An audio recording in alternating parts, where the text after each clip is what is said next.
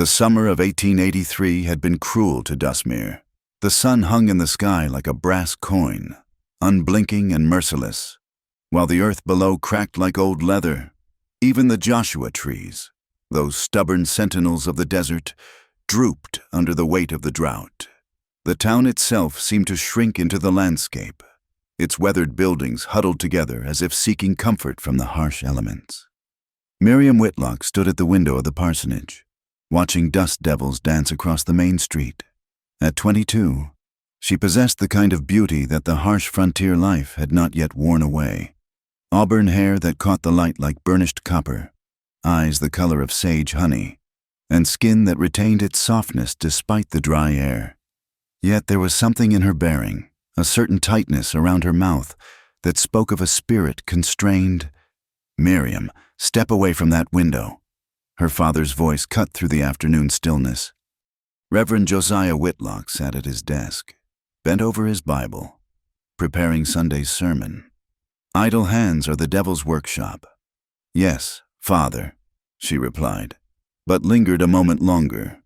Outside, the world seemed to shimmer in the heat, and she imagined she could see beyond the town's borders to where the mountains rose like purple shadows against the sky. Somewhere out there was a different life, one not bound by scripture and propriety. The town of Dustmere had been founded on two things, silver ore and salvation. When the ore ran thin, salvation remained, embodied in the stern figure of Reverend Whitlock and his congregation of weathered ranchers, shopkeepers, and their families. Here, morality was as rigid as the desert was unforgiving, and any deviation from the righteous path was met with swift correction. Miriam moved to the kitchen, where she began preparing the evening meal. The pump groaned as she worked it, yielding only a trickle of water. The town's wells were running low, and the nearest reliable source was the old well at the edge of town, near the abandoned mining camp. She would need to go there tomorrow, despite her father's warnings about venturing too far alone. The next morning dawned no cooler than the last. Miriam rose before the sun, dressed in her simplest cotton dress, and took up the water buckets. Her father was already in the church, preparing for the midweek prayer meeting. She left a note and slipped out into the pre-dawn darkness. The walk to the old well took her past the saloon, closed at this hour, thank the Lord, and the general store, where Mr. Henderson was already sweeping his porch. He tipped his hat to her, but his eyes held that mixture of respect and pity that everyone in town seemed to reserve for the preacher's daughter. As she approached the well, the sun began to paint the eastern sky in shades of rose and gold. The old mining structures cast long shadows, and for a moment, Miriam felt truly alone, a sensation both frightening and exhilarating. She had just begun to lower the bucket when she heard voices. Rough laughter echoed off the rocks, and her blood turned cold. Jake Colton and Bill Marsden stumbled into view, still drunk from the night before. Both men had reputations that made decent folk cross the street to avoid them. "Well, well," Jake drawled, his words slurred.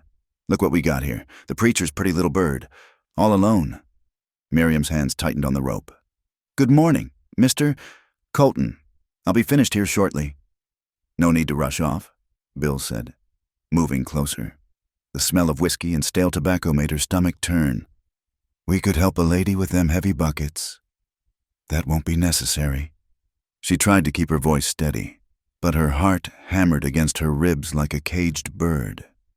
Jake reached for her arm. "Come now, Miss Miriam. Ain't Christian to refuse help when it's offered." She jerked away, but Bill had moved behind her, blocking her retreat. Panic rose in her throat. This was what her father had warned her about. Why proper young women didn't venture out alone. "Please, let me pass." "Please," Jake mimicked in a high voice. "Ain't she polite? Bill, maybe she could be polite to us in other ways." The words died in his throat as a shadow fell across them. A man stood silhouetted against the morning sun, tall and still as a statue. As he stepped forward, Miriam saw him clearly for the first time, weathered face carved by wind and sun, a scar running from his left temple to his jaw, eyes the color of deep water. He wore the clothes of a drifter, worn leather vest, dust-covered shirt, gun belt sitting low on his hips. "The lady asked you to let her pass," the stranger said.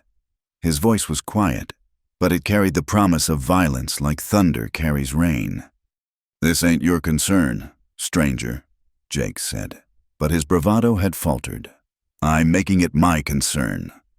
Bill reached for his gun, but the stranger moved like lightning. His fist connected with Bill's jaw with a sound like a hammer hitting meat. Bill crumpled to the ground. Jake fumbled for his own weapon, but the stranger's gun was already drawn, pointed steady at Jake's chest. "Take your friend and go," the stranger said. "Don't come back." Jake's face had gone pale beneath his sunburn. He grabbed Bill under the arms and dragged him away, casting fearful glances over his shoulder. Within moments, they had disappeared among the rocks. The stranger holstered his gun and turned to Miriam. Up close, she could see that his eyes weren't just blue. They were the color of the ocean in a storm, deep and dangerous. The scar that marked his face should have made him frightening, but somehow it only emphasized the strange handsomeness of his features. "Are you hurt, miss?" No. "Thank you." Her voice came out as barely a whisper. She realized she was trembling. He moved to the well and finished drawing water, filling both her buckets with easy strength. "You shouldn't come here alone. Men like that—" He didn't finish the sentence. "I know," she said, finding her voice. "But the town wells are running low, and this is the only reliable source." He studied her for a long moment, and she felt exposed under his gaze, as if he could see through the modest dress and proper manners to something wild underneath. "I'll carry these back for you," he said, lifting the buckets. They walked in silence through the awakening town. People were beginning to emerge from their homes, and Miriam felt their stares like physical touches. Mrs. Morrison actually gasped when she saw them, and Miriam knew that within the hour, everyone would know that the preacher's daughter had been seen with a strange man at the parsonage gate. He set down the buckets. "You should be safe now." "I don't even know your name," she said, surprising herself with her boldness. "Elias Boone," he said, touching the brim of his hat. "I'm Miriam Whitlock. My father is the minister here." Something flickered in his eyes. Was it amusement? "I figured as much. You have the look." Before she could ask what he meant, he had turned and walked away, his long stride eating up the dusty street. She watched until he disappeared into the stable at the edge of town, presumably to tend to whatever horse had carried him to Dustmere. The rest of the day passed in a blur. Her father had heard about the incident before she could tell him herself, and his reaction was worse than she had feared. "You were touched by those men? Handled by them?" His face had gone red, then white. "No, father, the stranger, Mr. Boone. He stopped them before. And then this Boone character escorted you through town, for everyone to see? Do you know what people are saying? I've done nothing wrong. The appearance of evil is as damaging as evil itself. Miriam, you know this." He paced the small parlor like a caged animal. "This is a disaster. Your reputation, our standing in the community." That evening, Miriam was confined to her room, but she could hear the voices below. Her father had called an emergency meeting of the church elders. Their low, rumbling discussions went on for hours, and though she couldn't make out the words, she could imagine their content. The preacher's daughter, alone with rough men, saved by a violent stranger, seen walking through town with said stranger. In Dustmere's moral arithmetic, she had become damaged goods. She lay on her narrow bed, staring at the ceiling. Through her window, she could see the stars beginning to emerge. Somewhere out there, Elias Boone was probably bedding down for the night, free to come and go as he pleased. She envied him that freedom, even as she knew she should be grateful for her rescue. But gratitude wasn't what she felt when she closed her eyes and saw again those storm-blue eyes, that scarred face, the easy way he had dealt with violence.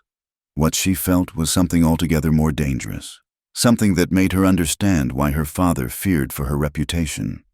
Because for the first time in her life, Miriam Whitlock had glimpsed what lay beyond the narrow boundaries of her world, and she found herself hungry for more. In the darkness of her room, she whispered his name like a prayer, Elias Boone.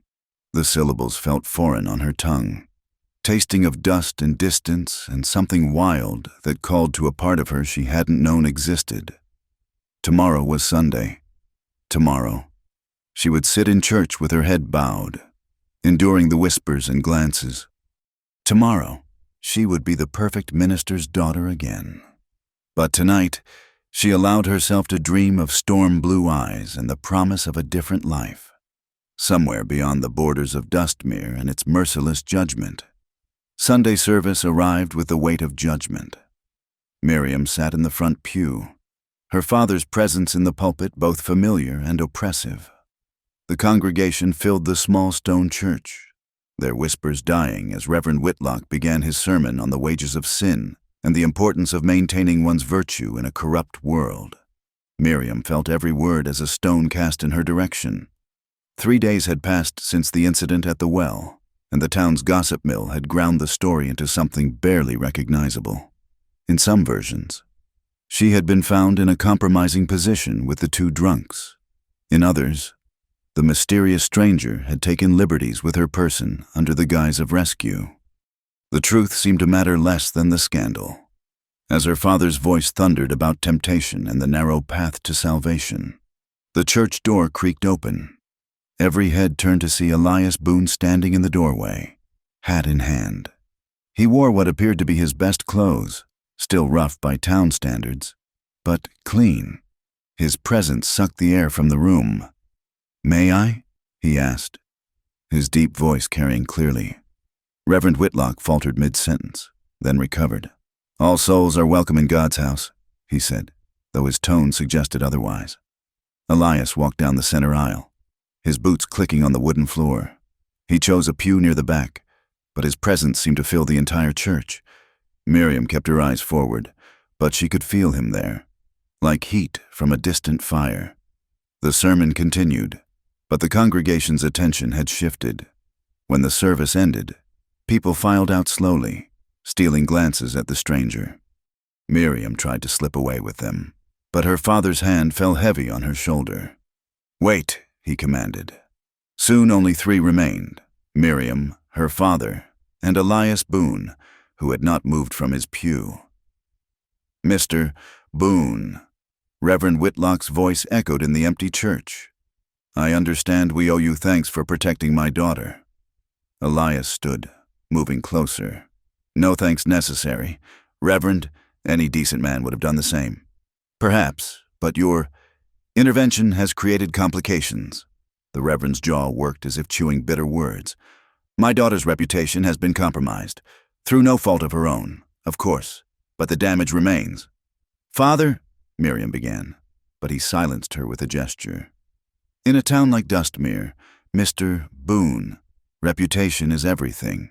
A young woman who has been handled by rough men, seen alone with a stranger, such a woman faces a difficult future." Elias's eyes narrowed slightly. "What are you suggesting, Reverend?" "I'm suggesting nothing. I'm merely observing that when a man's actions, however noble, result in harm to a young woman's standing, there are traditional remedies." The church fell silent. Dust motes danced in the colored light from the single stained glass window. Miriam's heart hammered so loudly she was certain both men could hear it. "You want me to marry her," Elias said. It wasn't a question. "As I said, I suggest nothing, but if such an offer were made, it would go a long way toward restoring what has been damaged." Miriam felt the floor tilt beneath her feet. "Father, you can't—" "Quiet, Miriam." He never took his eyes off Elias. "Well, Mr. Boone?" Elias looked at Miriam then, really looked at her, and she felt exposed under that storm-blue gaze. Something passed between them, electric and dangerous.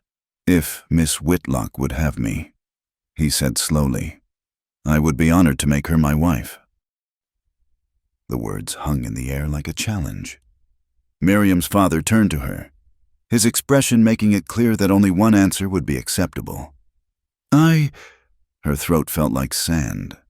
She thought of the whispers, the turned backs, the slow social death that awaited her if she refused. But more than that, she thought of those moments by the well, of strength and protection, and something wild calling to her. "I accept." "Good," her father said, but there was no warmth in it. "We'll have the ceremony next Sunday. That should quiet the worst of the talk. Mr. Boone, I trust you can wait a week." "I've got nowhere else to be," Elias replied. The next days passed in a strange dream. Elias took a room at the boarding house and found work at the smithy, his powerful arms serving him well at the forge. Miriam saw him only at supervised meetings in the parsonage parlor, where they sat in awkward silence while her father read scripture in the corner. She learned little about him during these stilted encounters. He had come from somewhere south, Texas, maybe, or the territories. He had no family to speak of. When she asked about the scar, he simply said, "Got it a long time ago," and changed the subject. The women of the town treated her with a mixture of pity and envy. Some whispered that she was lucky to catch any man after her incident. Others wondered aloud what kind of hold the mysterious stranger had over the preacher to secure such a quick wedding. Only old Maria Santos, who sold herbs and remedies from a wagon at the edge of town, offered anything like kindness. "That one," she said, nodding toward Elias as he passed. "He carries shadows with him, but maybe shadows are what you need." Nina, too much light blinds as surely as darkness. The night before the wedding, Miriam couldn't sleep. She stood at her window, watching the moon rise over the desert. Tomorrow she would bind herself to a stranger, a man she knew only by his capacity for violence and his willingness to save her from scandal. The rational part of her knew she should be terrified. Instead, she felt a strange exhilaration, as if she stood on the edge of a cliff, ready to jump. The wedding day dawned with a dust storm brewing on the horizon. The wind howled through the town, rattling windows and sending tumbleweeds racing down the empty streets. It seemed fitting, Miriam thought, to marry in the midst of chaos. She wore her mother's wedding dress, yellowed with age and smelling of lavender sachets. In the cracked mirror, she looked like a ghost of the woman she had been just a week ago. Her father waited downstairs, stern and silent. The church was nearly empty. Only a handful of the most devoted congregants had braved the storm. Elias stood at the altar, looking uncomfortable in a borrowed black suit. When she entered, his eyes found hers, and for a moment, the howling wind seemed to quiet. Reverend Whitlock performed the ceremony with grim efficiency. When he asked if anyone objected, the wind shrieked through the gaps in the walls like a chorus of ghosts. When Elias slipped the simple gold band onto her finger, where had he gotten it? His hands were steady and warm. "You may kiss your bride," her father said, the words sounding like a surrender. Elias leaned down, and his lips brushed hers so gently she might have imagined it. But the warmth that flooded through her was real enough, dangerous enough to make her understand why her father had always preached against the temptations of the flesh. After the ceremony, there was no celebration. The few witnesses dispersed quickly into the storm. Her father shook Elias's hand once, stiffly, then turned to Miriam. "You've made your choice," he said. "May God help you live with it." Elias had already loaded her few possessions onto a wagon. As they prepared to leave, Miriam looked back at the only home she had ever known. The parsonage looked smaller than she remembered, hunched against the storm like a frightened animal. "Ready?" Elias asked. She climbed onto the wagon seat beside him. "Where are we going?" "Got a place up in the foothills. It ain't much, but it's shelter." As they rode out of Dustmere, the storm began to break. Shafts of sunlight pierced the dust clouds, turning the air to gold. Miriam pulled her shawl tighter and stole glances at her new husband. His profile was harsh against the clearing sky, all angles and shadows. She knew nothing about him. This man, whose name she now carried. The journey took most of the day. The road wound up into the hills, leaving the desert floor behind. Joshua trees gave way to juniper and pinon pine. The air grew cooler, carrying the scent of resin and rain. As the sun began to set, Elias turned the wagon down a barely visible track. Through the gathering darkness, Miriam saw it, a low wooden cabin nestled against a cliff face, with a small corral and a lean-to that served as a stable. It looked as if it had grown from the landscape itself, weathered and organic.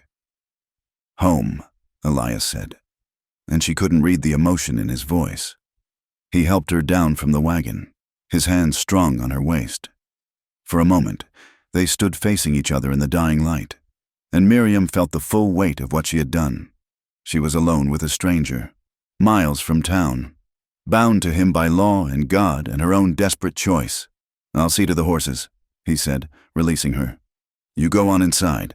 There's a lamp on the table." The cabin was simple but clean. One room served as kitchen and living space, with a large fireplace dominating one wall. A doorway led to what must be the bedroom. Everything was rough-hewn, but well-made. Speaking of a man who knew how to work with his hands, she lit the lamp and explored her new home by its wavering light.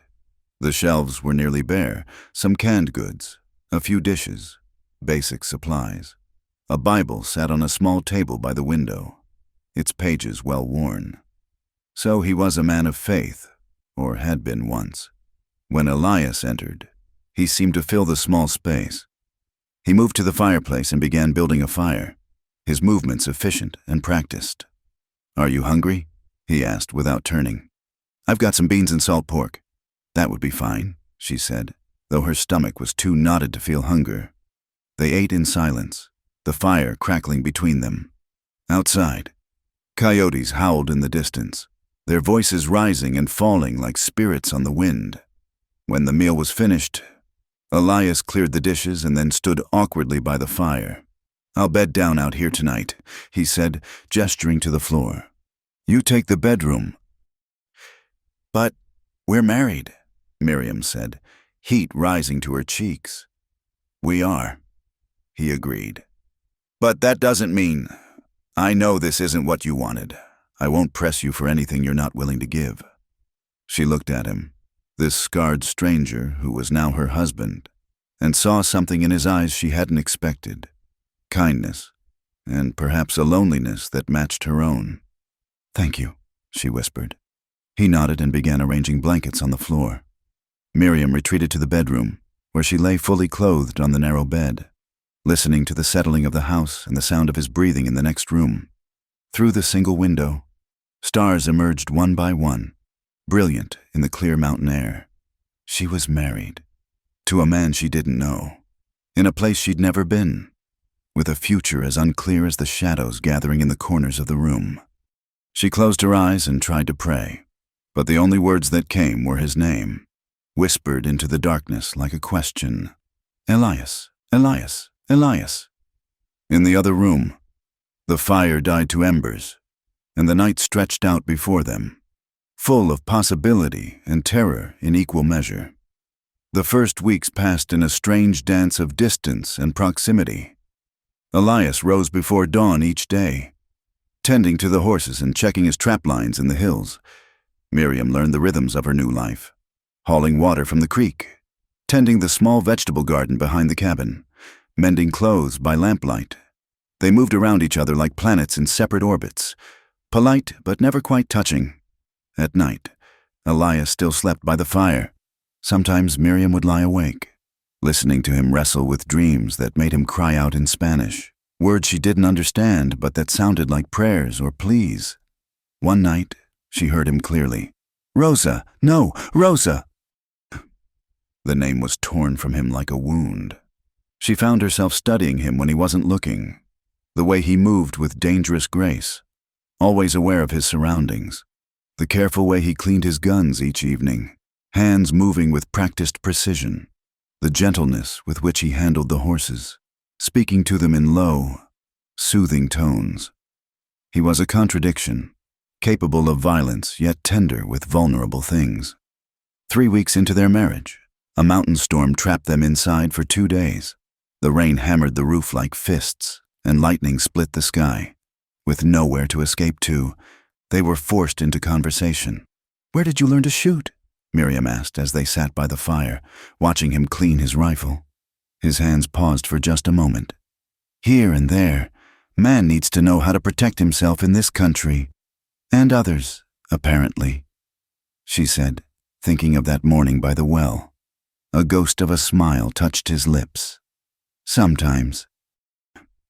"Why did you really agree to marry me?" The question escaped before she could stop it. He set down the rifle and looked at her directly. "Your father didn't give either of us much choice.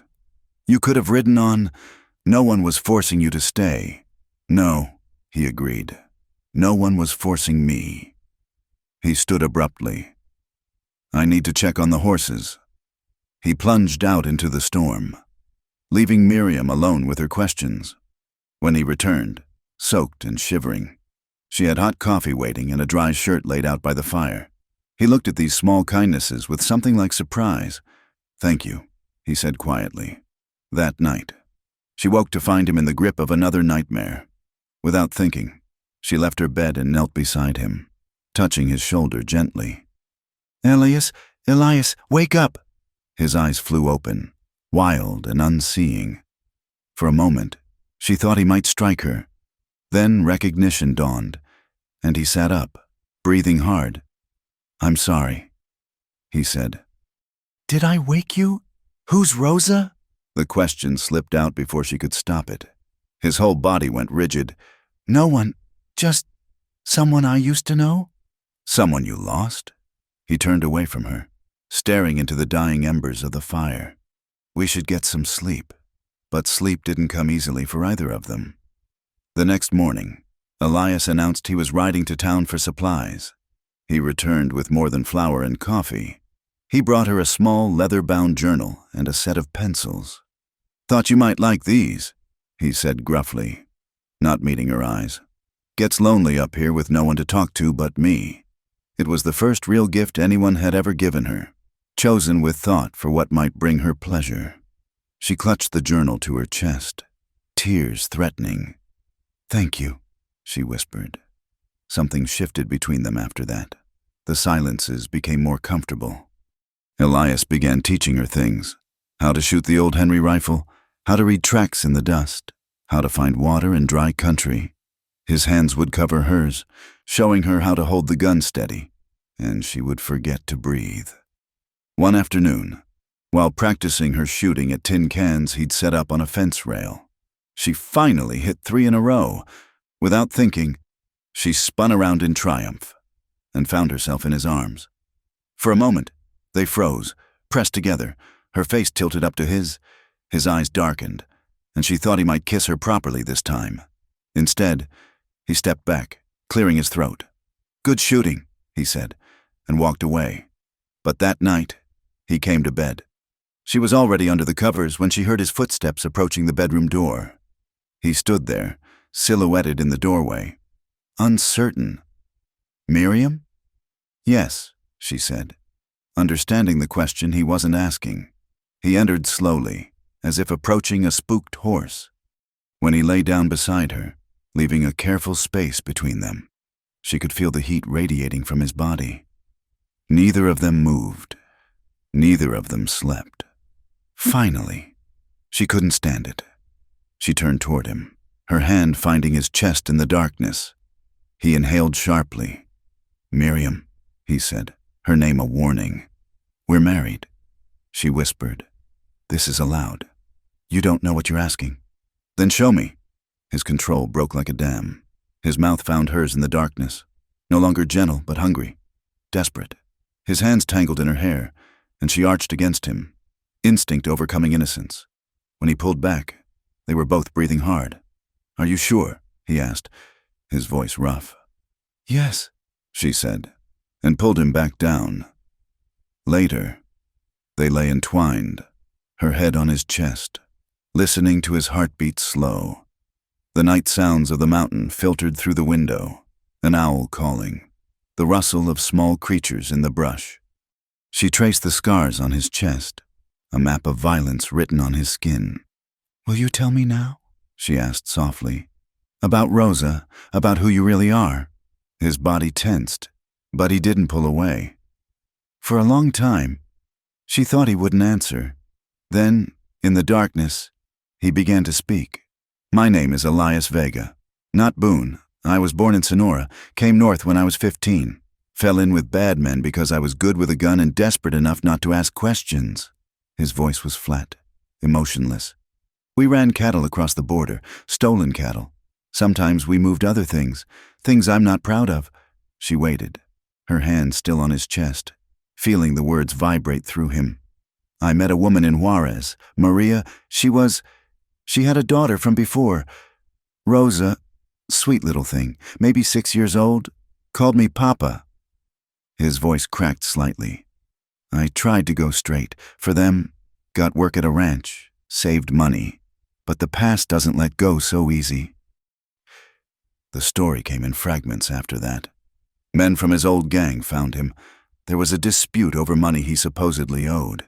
They came to his home while he was away. When he returned, they were both dead, he said simply. Maria and Rosa both. Payment for my betrayal, they said. Miriam's eyes burned with tears. Oh, Elias, I hunted them down. Every last one. Took me 3 years, but I found them all. His voice was cold now, matter of fact. When it was done, I headed north, changed my name, been running ever since. Running from the law. From myself, mostly. From what I became. He turned to look at her in the darkness. This is who you married. Miriam, a killer. A man with blood on his hands that won't wash clean. She was quiet for a long moment, processing this confession. She should be horrified. She knew. Should pull away from him. Demand he take her back to town. Instead, she pressed closer. You're also the man who saved me, she said. Who gives me gifts and teaches me to shoot and has nightmares about a little girl you couldn't protect. That's who I married. He made a sound that might have been a sob, burying his face in her hair. They held each other as the night deepened. Two damaged souls finding shelter in the storm of their joined lives. In the morning, she woke to find him watching her, his expression unguarded in the early light. Regrets? He asked. She considered the question honestly. She had bound herself to a man with a violent past, a killer by his own admission. She was living in isolation, cut off from everything she had known. By all rights, she should be terrified. Instead, she felt more alive than she ever had in her father's house. No, she said, and meant it. He kissed her then, slow and deep, and they lost themselves in each other again as the sun climbed over the mountains, blessing their unlikely union with golden light. But even as they found joy in each other, Miriam couldn't shake the feeling that the past Elias was running from would eventually find them. Happiness, she was learning, was a fragile thing in this hard country, as apt to shatter as the morning ice on the water bucket. For now, though, she pushed those fears aside and chose to live in the moment, in the warmth of his arms, the safety of their hidden cabin, the fierce sweetness of a love neither of them had expected to find. Outside, the world went on as it always had, but inside their small shelter, two people who had been strangers were becoming something else entirely, not just husband and wife, but partners in the truest sense, bound by secrets and scarred by loss, yet somehow finding healing in each other's broken places. The story Elias had told her in the darkness changed everything and nothing. He was still the man who had saved her, who handled horses with gentleness and brought her gifts. But now she understood the shadows in his eyes, the weight he carried, and in understanding, she found her own capacity for acceptance, for a love that encompassed both light and darkness. As she rose to start the day, she paused to look back at him, still drowsing in the rumpled bed. He looked younger in sleep. The harsh lines of his face softened.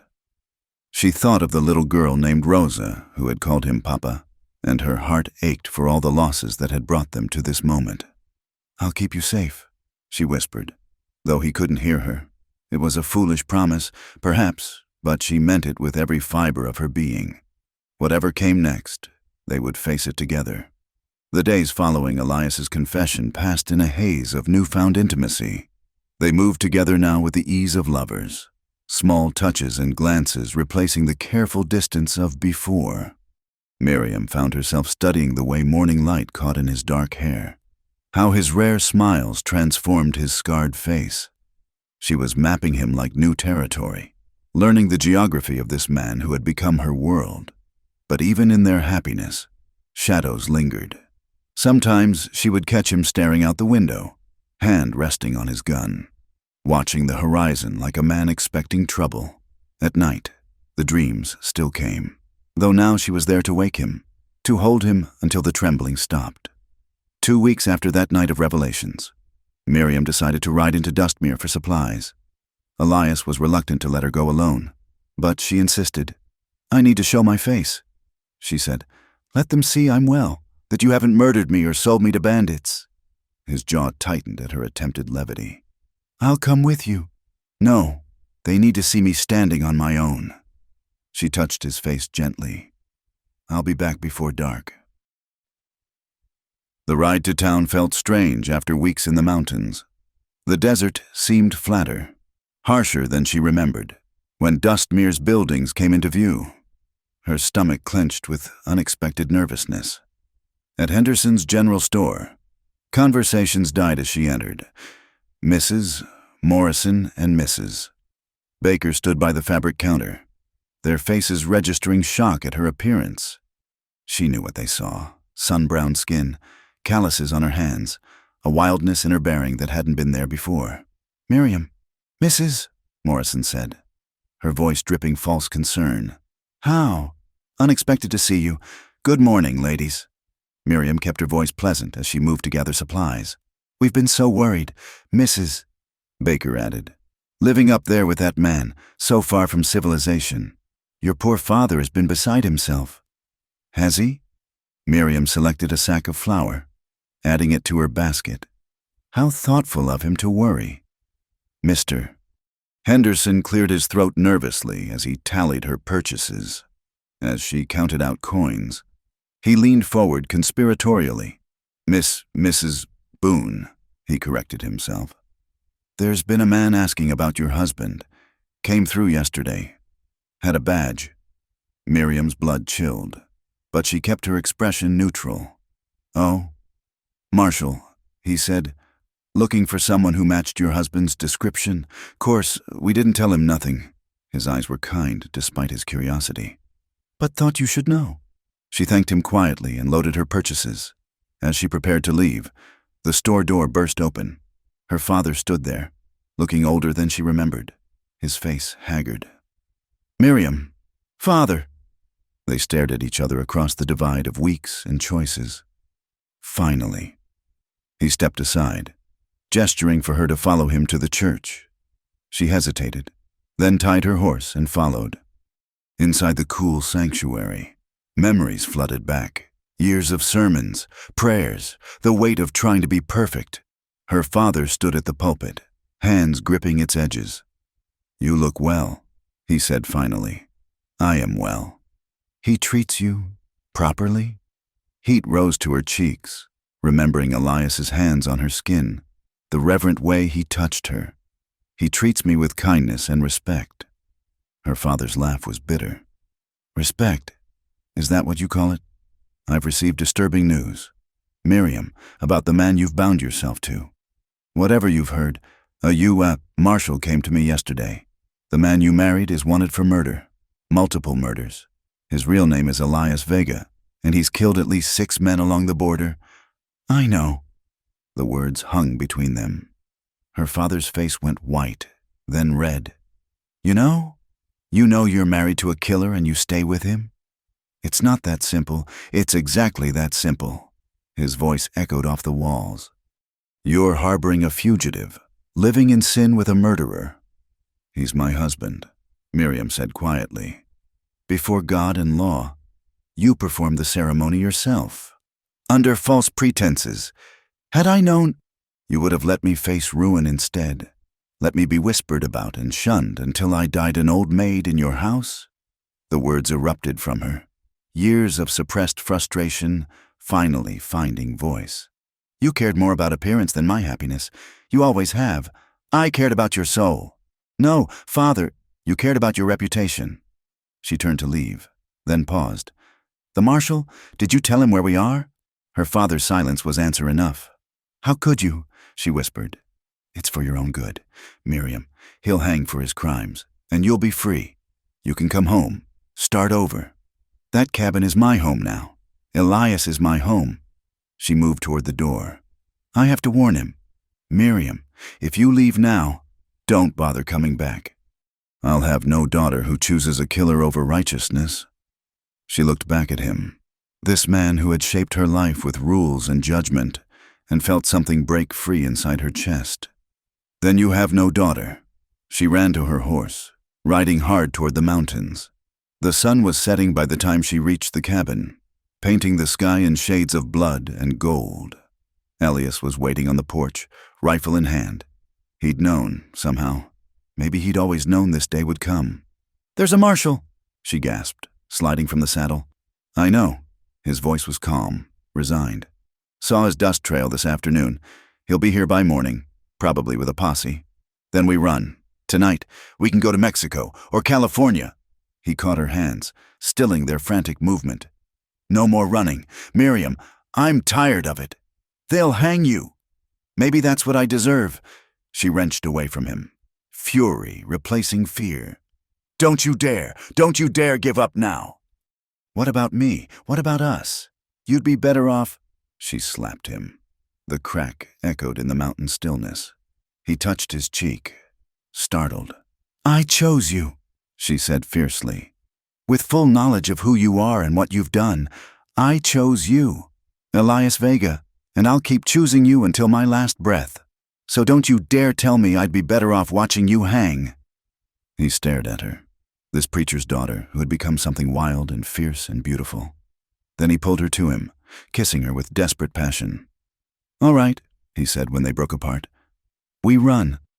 They packed quickly, taking only essentials. As Miriam gathered their few possessions, her hands fell on the journal he'd given her. She'd filled pages with observations of their life together, pressed flowers from their meadow, sketches of the mountains, evidence of the happiness they'd built in this hidden place.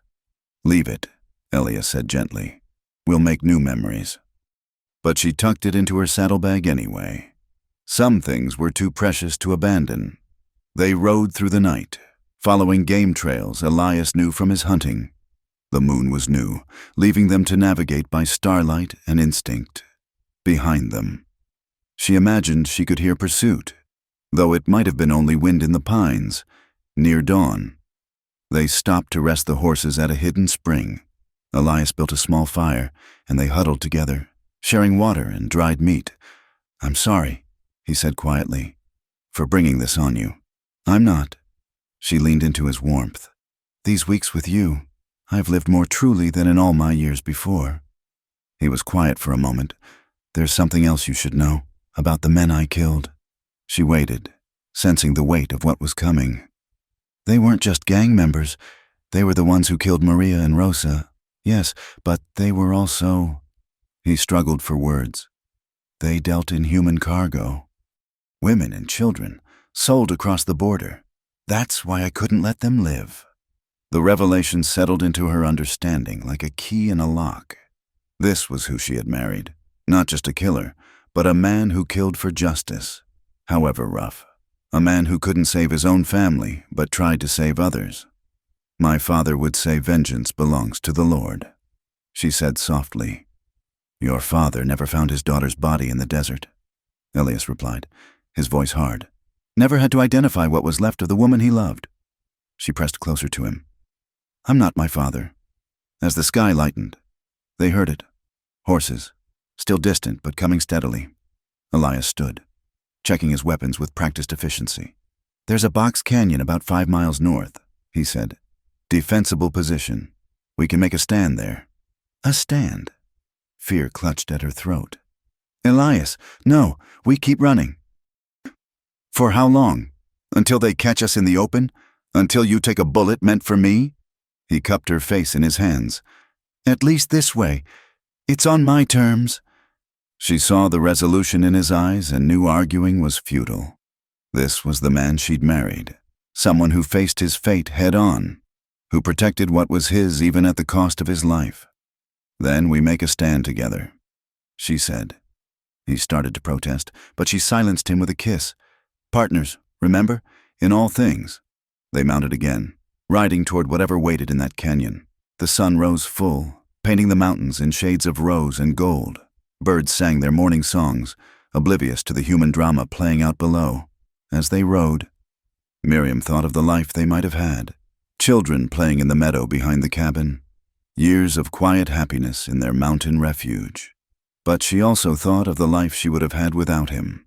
Safe, predictable, slowly suffocating in propriety. Given the choice, she would take these weeks of genuine love over a lifetime of comfortable emptiness. Whatever came next, she regretted nothing. The canyon walls rose around them like cathedral spires, red rock catching the morning light. At the far end, a spring bubbled from the stone, creating a small oasis of green. It was beautiful, Miriam thought. If this was where they would make their stand, at least it was a place worth defending. Elias positioned the horses near the spring, then showed her a sheltered spot behind a fallen boulder. Stay here, no matter what happens. No. She checked the rifle he'd taught her to shoot. We stand together.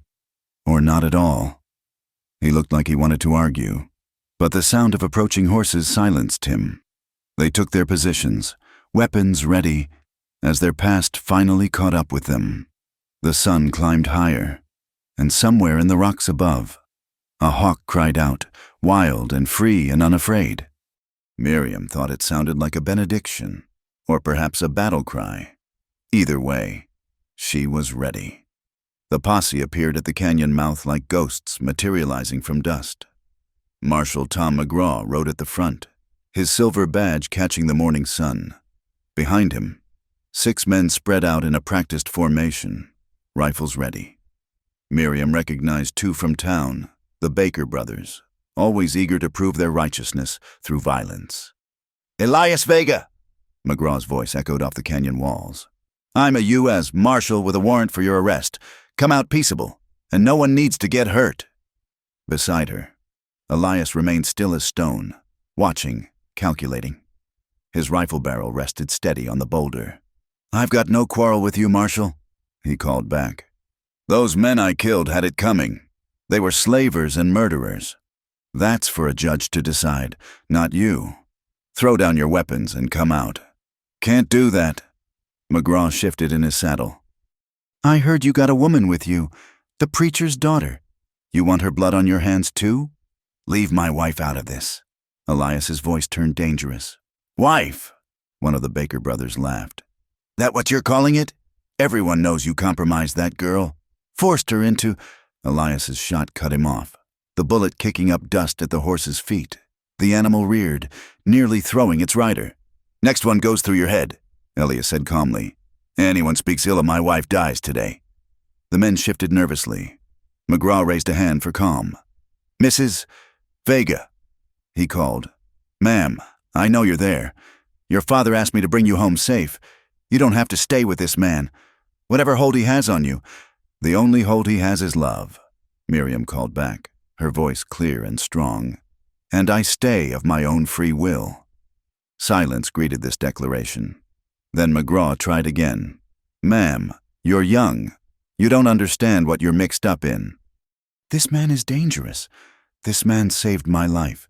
This man treats me with more genuine kindness than I've known in 22 years of proper Christian living."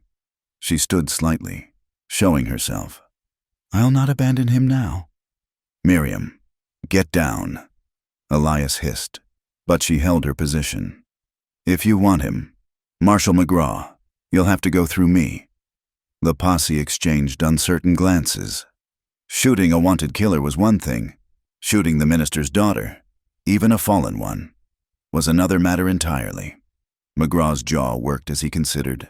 "Vega, I'll make you a deal. Send the woman out, and I'll give you a 5-minute head start before we come after you. At least give her a chance at a life." Elias laughed, harsh and bitter. "You think I'd trust you with her? I know what happens to women alone in the territory. No, Marshal, we stay together." The sun climbed higher, heat beginning to shimmer off the rocks. Miriam's mouth was dry, but she didn't dare reach for the canteen. Any movement might spark violence. "This is your last chance." McGraw called, "Come out, or we're coming in. Come ahead." Elias replied. The first shots shattered the morning stillness. Bullets whined off rocks, kicking up sprays of red dust. Miriam pressed herself behind the boulder, her heart hammering. Beside her, Elias fired methodically, each shot precise and purposeful. One of the posse cried out, clutching his shoulder as he fell from his horse. Another's hat flew off, causing him to duck behind his mount. The canyon became a cauldron of noise and chaos. "The woman's shooting too!" someone yelled. And Miriam realized she had been acting on instinct and Elias's training.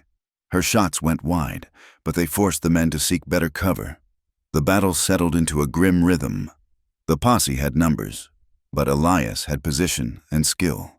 Every time they tried to advance, his rifle drove them back, but their ammunition wouldn't last forever, and both sides knew it.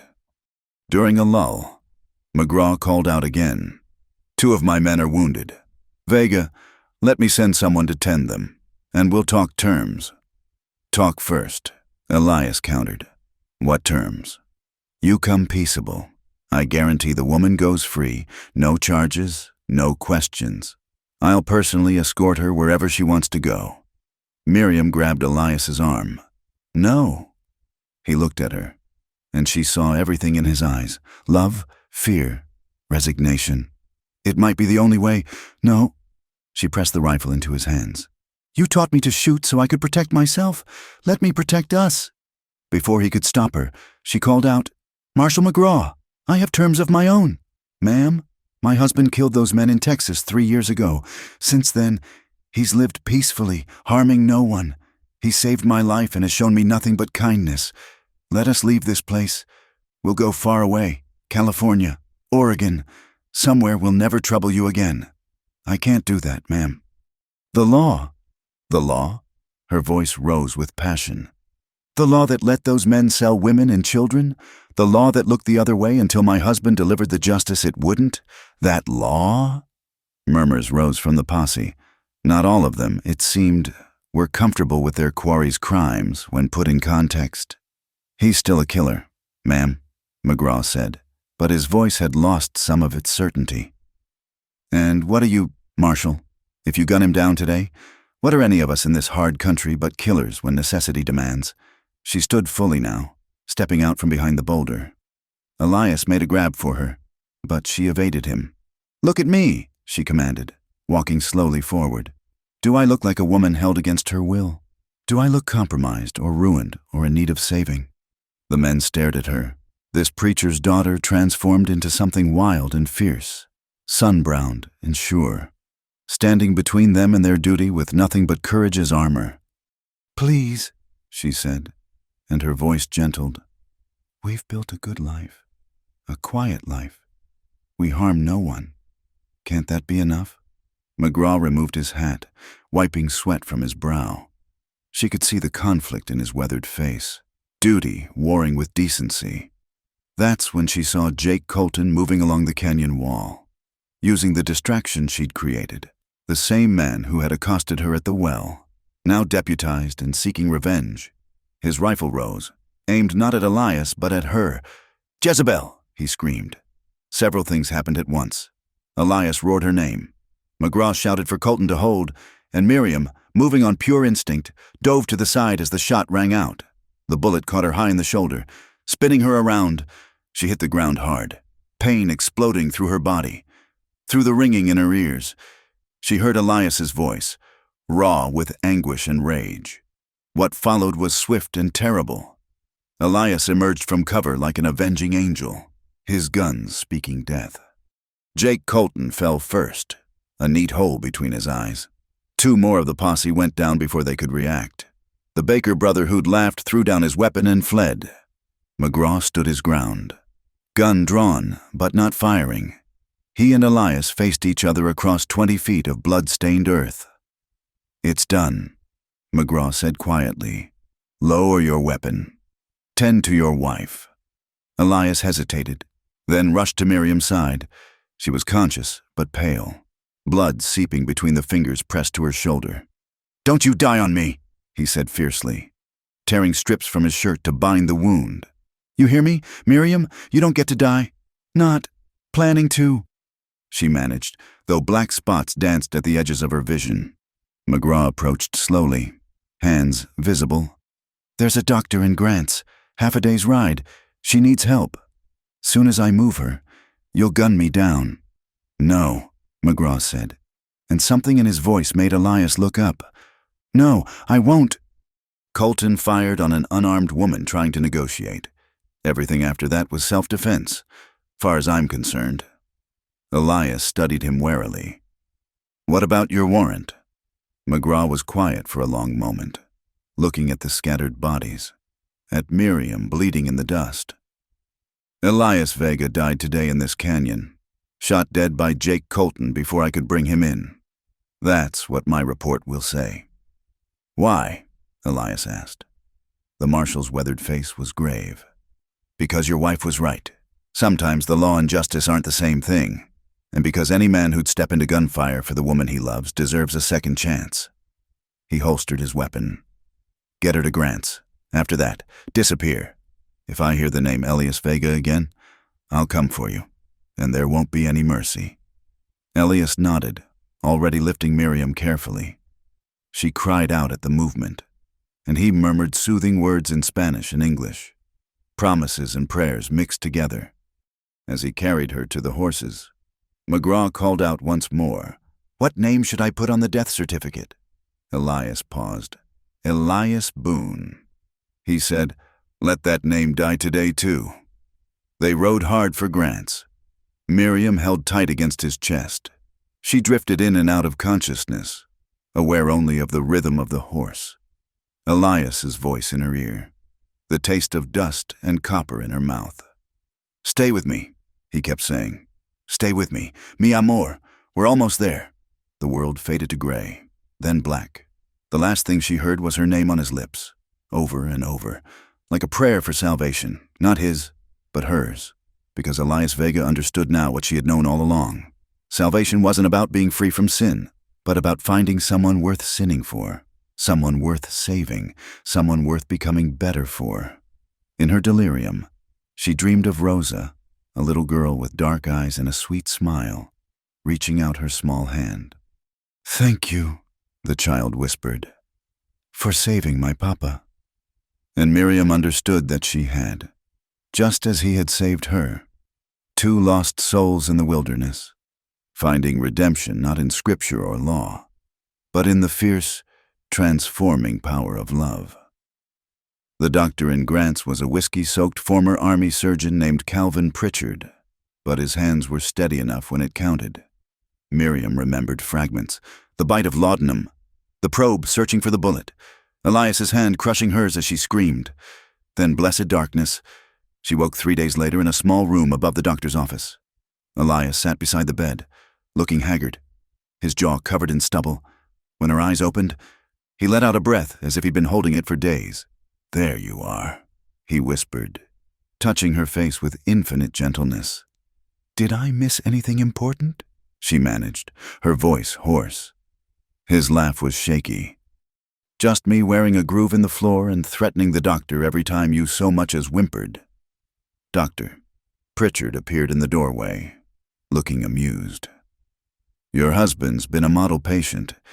Mrs. Smith, was it?" His eyes twinkled knowingly. "Made sure I understood exactly what would happen to me if you didn't recover fully." "When can we leave?" Elias asked. "Another week, at least. That shoulder needs time. And there's always risk of infection." The doctor studied them both. "Might be you folks should consider staying in Grant's longer than that. Start fresh. Town could use a good carpenter. And we haven't had a school teacher since Miss Patterson ran off with that traveling salesman." Elias and Miriam exchanged glances. Starting over meant new names, new stories, always looking over their shoulders. But what choice did they have? That night, as Elias helped her eat some broth, Miriam made a decision. "No more running. We go back to the mountains." "Miriam, we can't."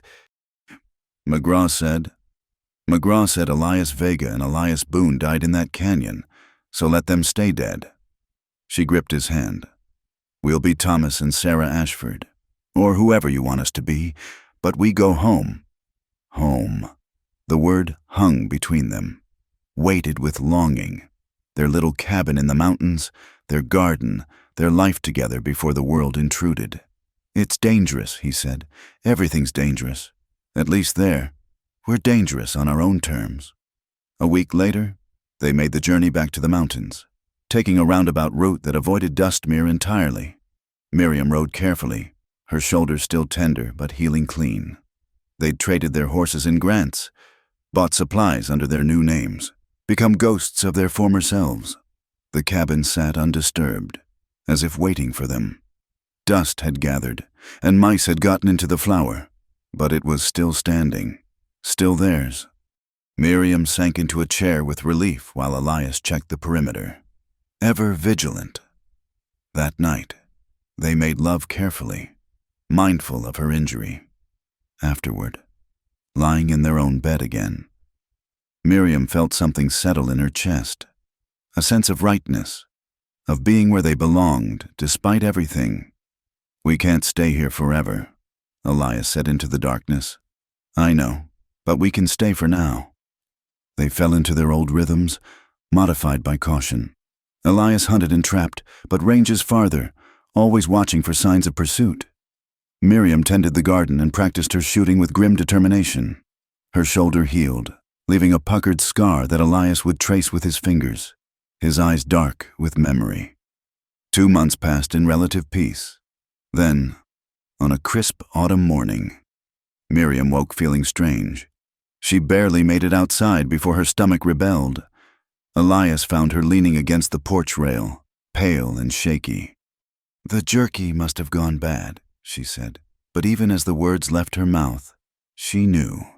The exhaustion, the tenderness in her breasts, the absence of her monthly courses, all the signs her married friends back in Dustmere had whispered about. Elias saw the knowledge dawn in her eyes. His face went through a series of expressions, shock, joy, terror, before settling on something fierce and protective. A baby, he breathed. She nodded, tears threatening. Are you angry? Angry?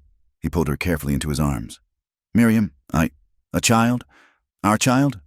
Our child, she confirmed, and felt him shake against her.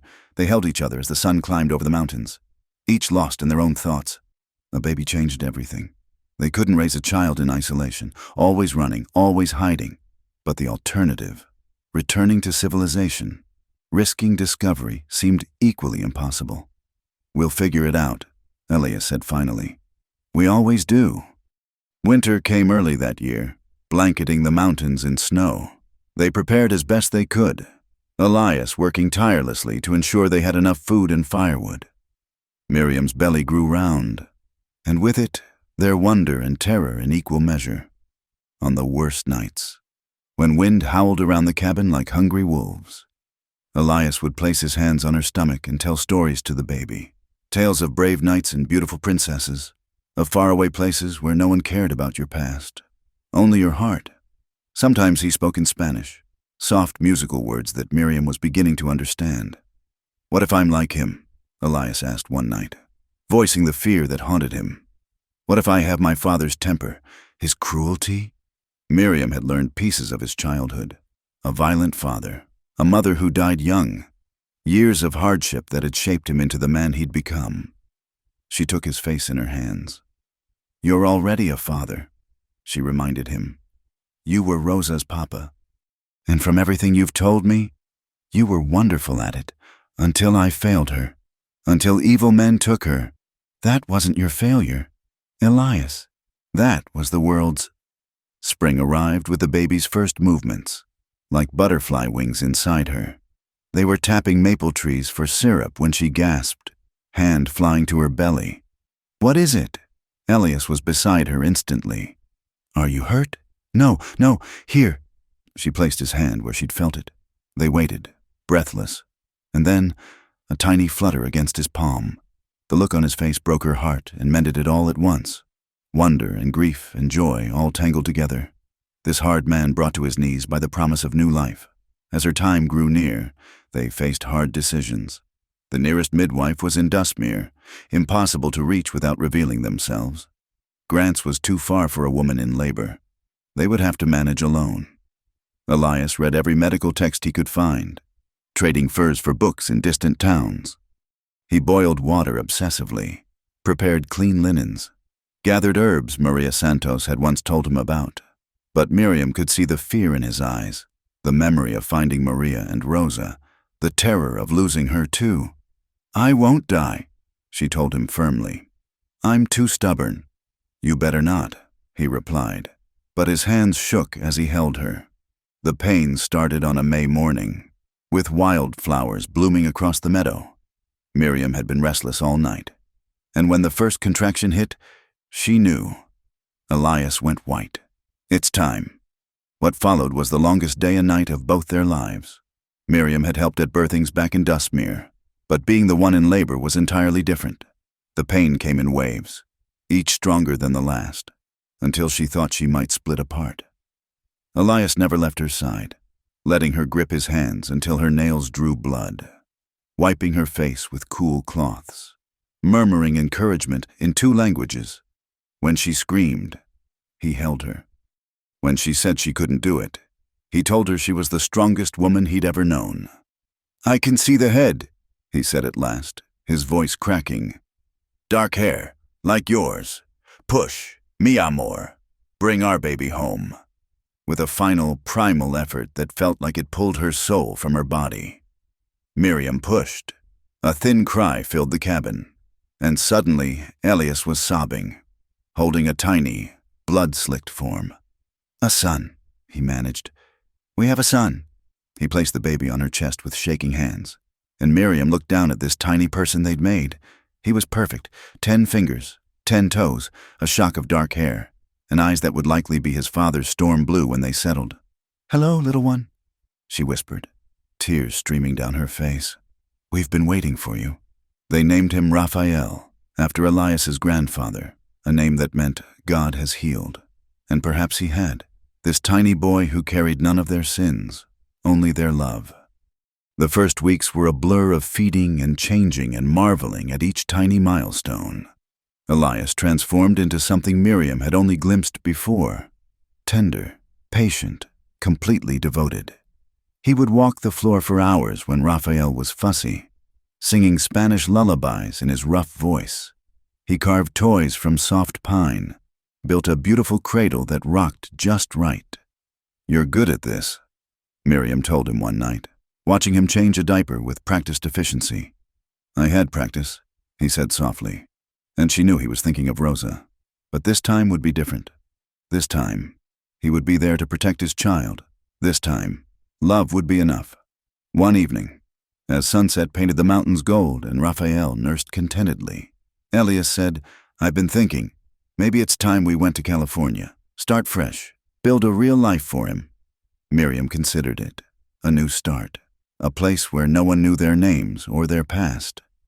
Where Raphael could go to school, have friends, live without shadows. "Maybe," she said, "but not yet. Let's have this summer first. Our last season in the mountains, just the 3 of us." He kissed her forehead. "All right, one more season." They didn't know that season would bring unexpected visitors, that their carefully constructed peace was about to shatter once more. For now, they had this, a cabin full of love, a baby's laughter, and the fragile hope that they might have finally outrun their past.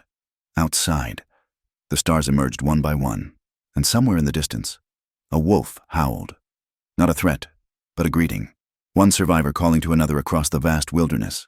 Miriam held her son closer and leaned into her husband's warmth. Grateful for this moment, this life, this love that had cost so much but given them everything.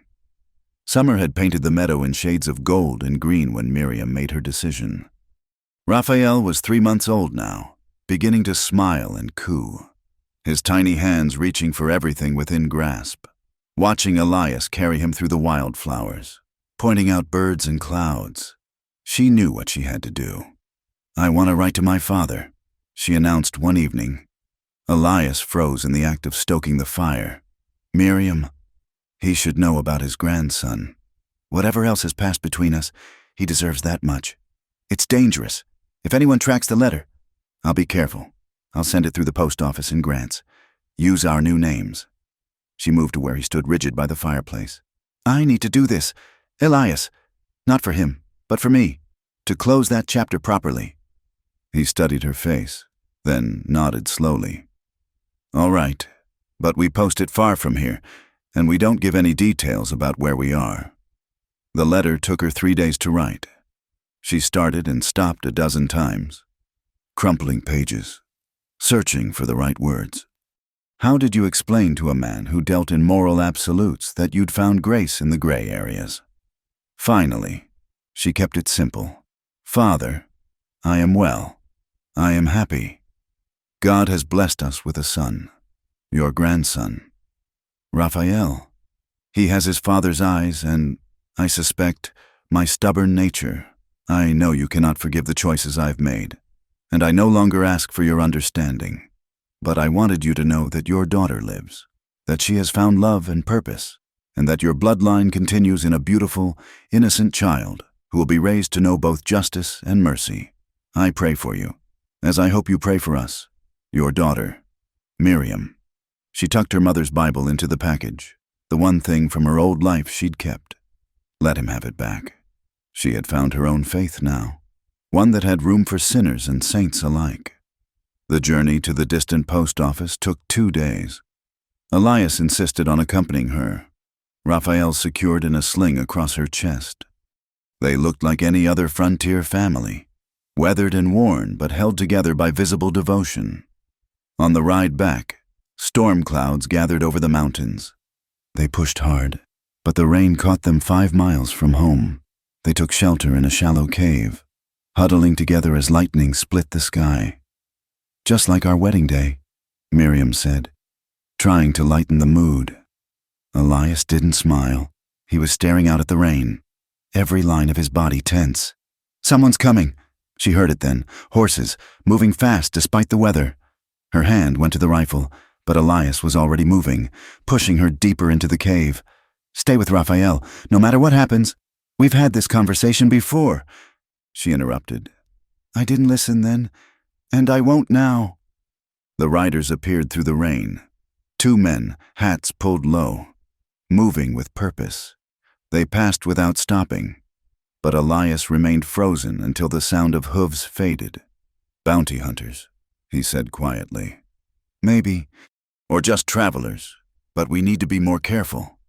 They made it home as the storm cleared, but the encounter had shaken them both. That night, Elias sat by the window with his rifle, watching the darkness while Miriam nursed Raphael. Maybe you were right, she said softly, about California. Maybe it's time, after harvest. He agreed. We'll need supplies for the journey. But fate had other plans. 2 weeks later, on a morning so perfect it hurt, Miriam was hanging washing when she saw a figure approaching on foot. Her hand went to the pistol at her waist. Elias had insisted she always be armed now, but then she recognized the gait, the slight stoop of shoulders that had borne too much righteousness for too long.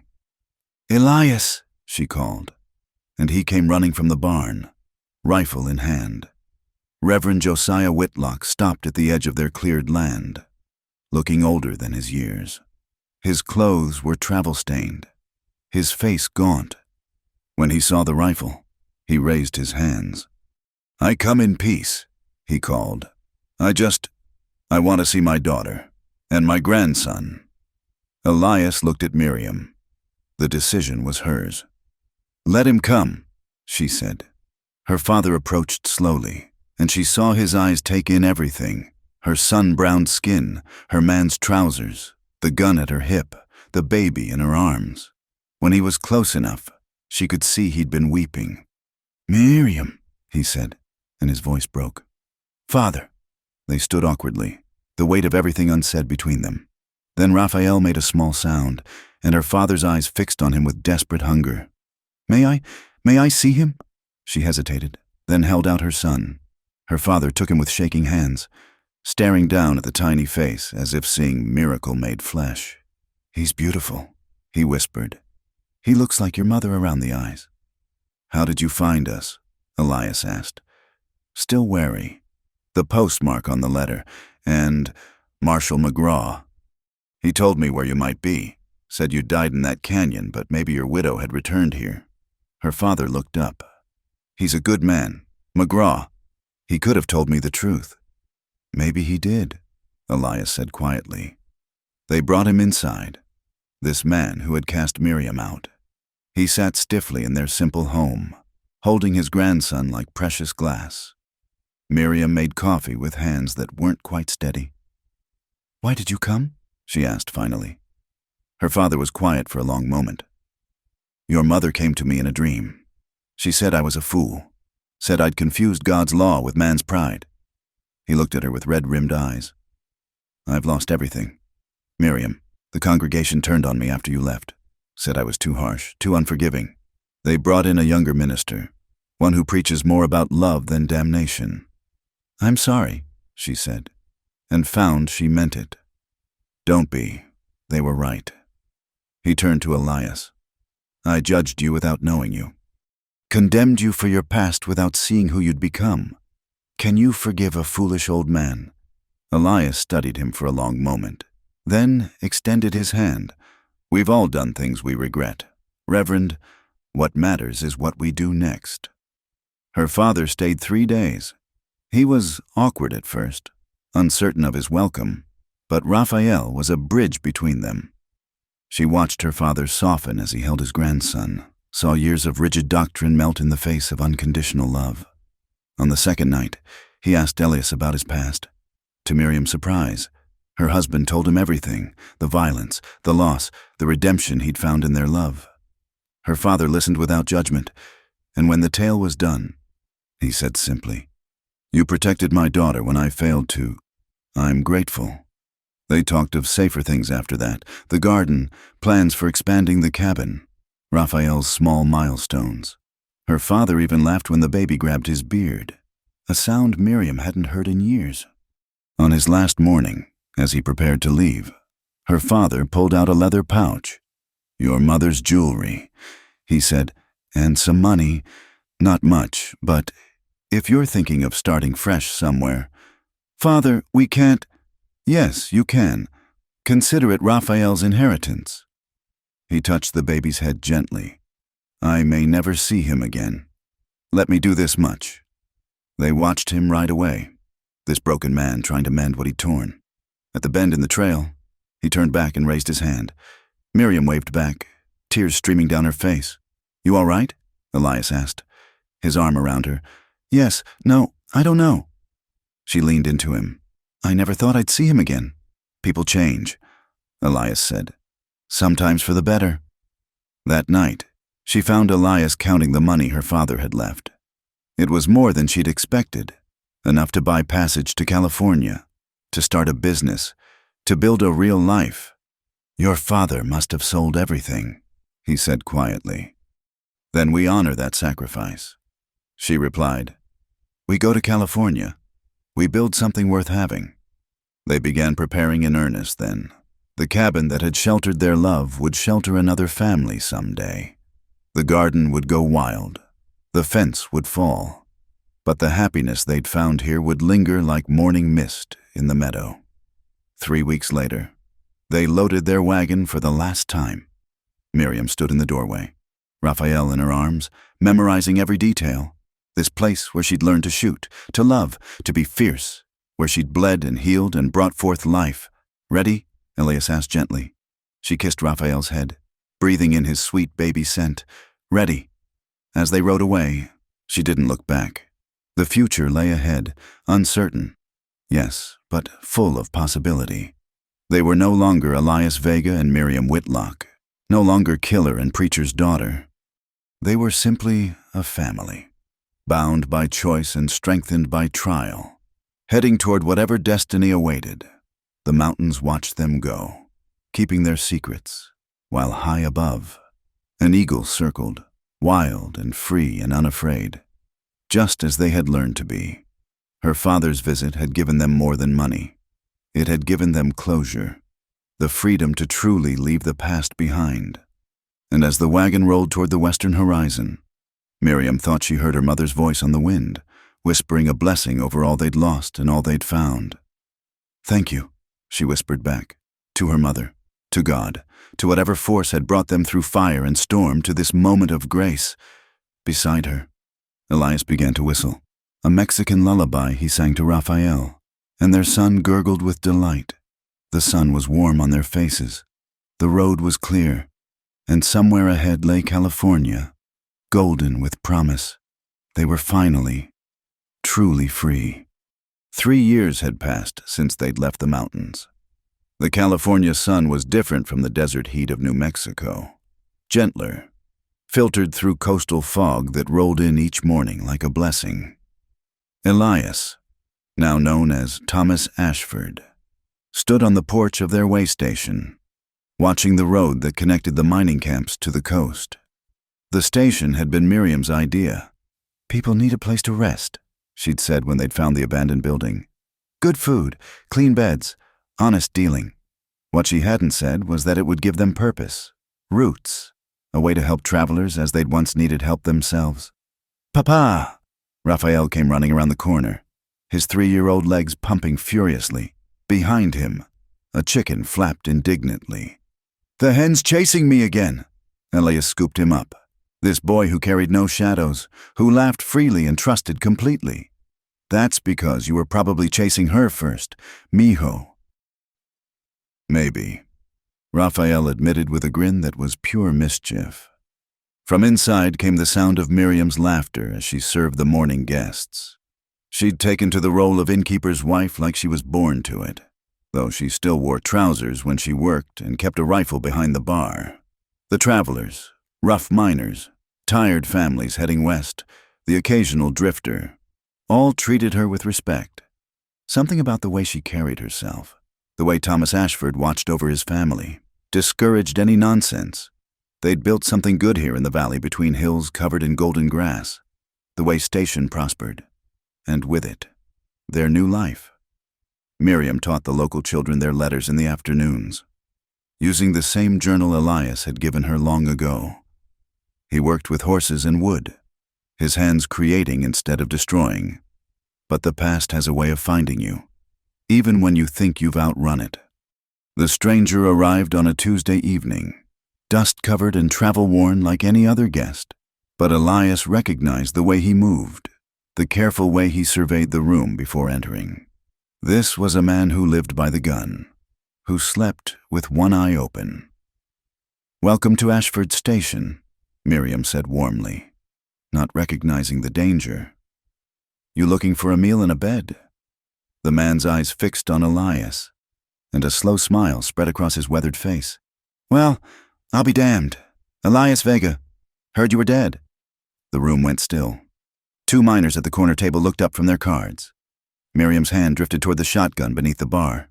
"You're mistaken, friend," Elias said calmly. "Name's Thomas Ashford." "Sure it is."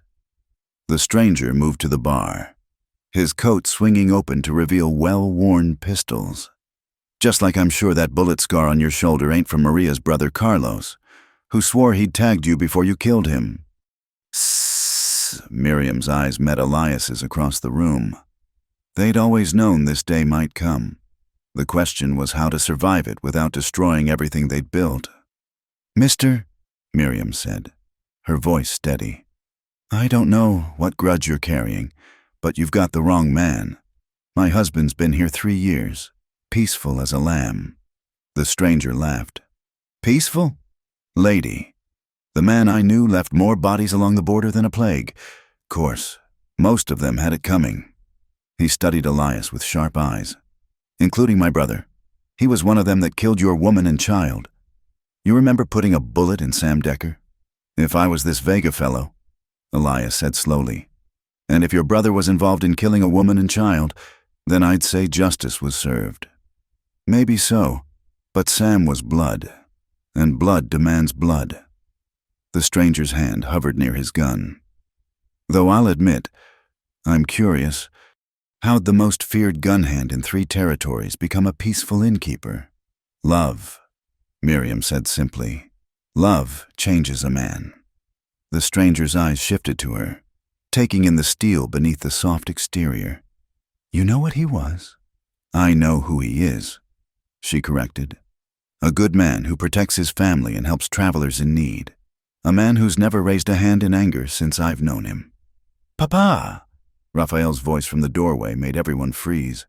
The boy stood there, rubbing sleepy eyes, his little wooden horse clutched in one hand.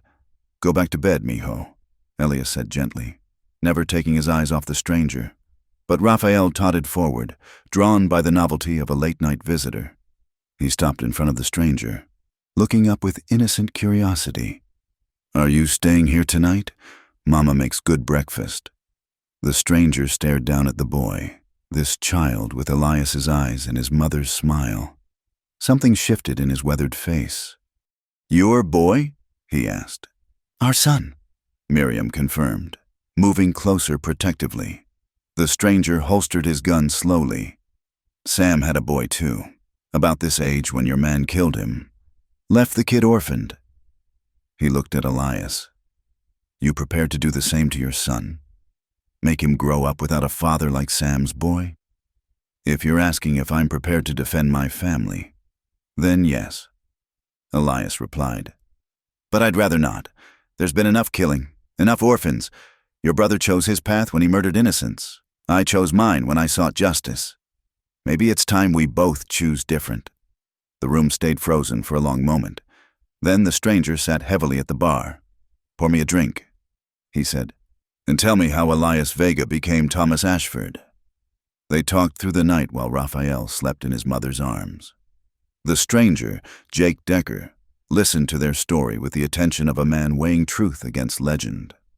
When dawn painted the windows pink, he stood to leave. I'll tell them you're dead, he said. Tell them I found your grave in that canyon in New Mexico. Just like the marshal said. Maybe that'll end it. Why? Elias asked. Decker looked at Raphael, still sleeping peacefully. Because that marshal was right about something. Man who'd die for his woman, who'd change his whole life for love. That man deserves his second chance. And because, he paused at the door, because I'm tired too, tired of the killing, the hunting, the weight of it all. Maybe it's time I found a different path myself. He left as the sun rose, disappearing into the California morning. They never saw him again, but word must have spread because no one else came looking for Elias Vega. That ghost was finally laid to rest. Years flowed by like the creek behind their station. Raphael grew tall and strong, joined by a sister, Elena, who had her mother's fire and her father's watchful eyes. The way station became a cornerstone of the community, a place where travelers found more than rest. They found kindness, honesty, and sometimes the inspiration to change their own paths. Miriam established a school, teaching children from the valley and beyond. Elias became known for his work with horses, gentling the wildest spirits with patience and understanding. They were respected, even loved. These two who had found each other in violence and chosen peace on their 10th wedding anniversary. They sat on the porch watching their children play in the yard. The evening light turned everything golden. The hills, the grass, the future stretching before them. Do you ever regret it? Miriam asked. The life we might have had if we'd never met. You'd have kept running, maybe found peace somewhere else. I'd have married some proper townsman, lived a proper life. Elias pulled her close. Every scar on my body, every nightmare, every mile I ran, it all led me to you. How could I regret the path when it brought me home? She leaned into him. This man who'd taught her to be fierce, to shoot straight, to love without reservation. Remember what you asked me once? If I had regrets? You said no. I still say no, every day, with every breath. I choose this life. I choose you. Raphael ran to them, laughing, with Elena toddling behind. Their children climbed into their laps, and they sat together as the stars emerged. A family forged in fire, but sustained by love. Tell us the story, Raphael begged. as he did most nights.